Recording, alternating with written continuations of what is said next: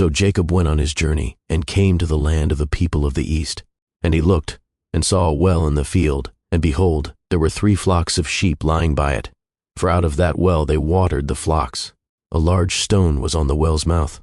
Now all the flocks would be gathered there, and they would roll the stone from the well's mouth, water the sheep, and put the stone back in its place on the well's mouth. And Jacob said to them, My brethren, where are you from? And they said, We are from Haran. Then he said to them, Do you know Laban the son of Nahor? And they said, We know him. So he said to them, Is he well? And they said, He is well. And look, his daughter Rachel is coming with the sheep. Then he said, Look, it is still high day. It is not time for the cattle to be gathered together. Water the sheep, and go and feed them. But they said, We cannot until all the flocks are gathered together, and they have rolled the stone from the well's mouth, then we water the sheep.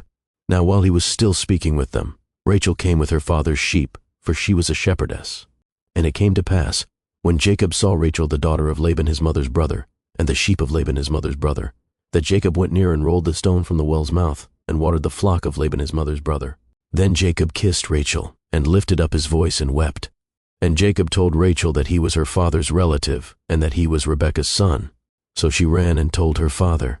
Then it came to pass, when Laban heard the report about Jacob his sister's son, that he ran to meet him, and embraced him, and kissed him, and brought him to his house. So he told Laban all these things. And Laban said to him, Surely you are my bone and my flesh. And he stayed with him for a month. Then Laban said to Jacob, Because you are my relative, should you therefore serve me for nothing? Tell me, what should your wages be? Now Laban had 2 daughters. The name of the elder was Leah, and the name of the younger was Rachel. Leah's eyes were delicate, but Rachel was beautiful of form and appearance. Now Jacob loved Rachel, so he said, I will serve you 7 years for Rachel your younger daughter. And Laban said, It is better that I give her to you than that I should give her to another man. Stay with me. So Jacob served 7 years for Rachel, and they seemed only a few days to him because of the love he had for her. Then Jacob said to Laban, Give me my wife, for my days are fulfilled, that I may go in to her. And Laban gathered together all the men of the place and made a feast.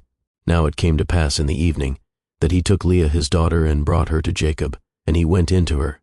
And Laban gave his maid Zilpah to his daughter Leah as a maid. So it came to pass in the morning that, behold, it was Leah. And he said to Laban, What is this you have done to me? Was it not for Rachel that I served you? Why then have you deceived me?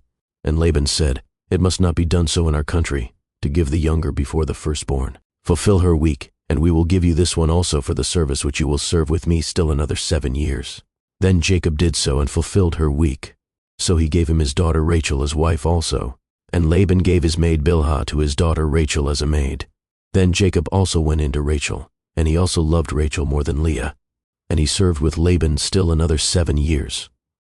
When the Lord saw that Leah was unloved, he opened her womb, but Rachel was barren. So Leah conceived and bore a son, and she called his name Reuben, for she said, The Lord has surely looked on my affliction. Now therefore my husband will love me. Then she conceived again and bore a son, and said, Because the Lord has heard that I am unloved, he has therefore given me this son also. And she called his name Simeon. She conceived again and bore a son, and said, Now this time my husband will become attached to me, because I have borne him 3 sons. Therefore his name was called Levi. And she conceived again and bore a son, and said, Now I will praise the Lord.